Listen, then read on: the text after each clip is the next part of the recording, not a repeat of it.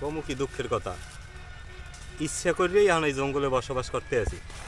অনেকের সাথে ইচ্ছা করিয়াই যোগাযোগ রাখি না। তাই কইতে পারেন যোগাযোগ রাখেন না কা, যোগাযোগ না রাখার কারণ আছে।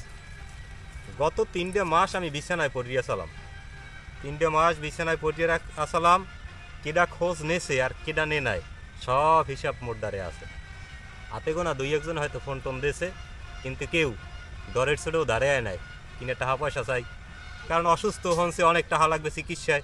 প্রত্যেক দিন 2000 টাকার ওষুধ খাই, অপারেশন লাগবে, হ্যাং ত্যাং। এর ফিনে মনে করেন আত্মীয় স্বজন তো দূরে, বন্ধু বান্ধব কাছের এককালে যে রক্তের লোকজন এরাও দূরে সরে গেছে।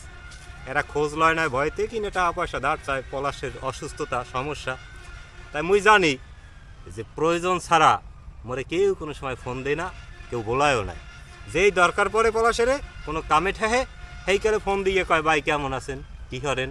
এই মুইও চিন্তা করছি যে না, এই সমস্ত লোকজন জীবন দিয়ে ঝাড়ি হালাই দিতে হবে, এগুলোকে আর যোগাযোগ রাখবো না।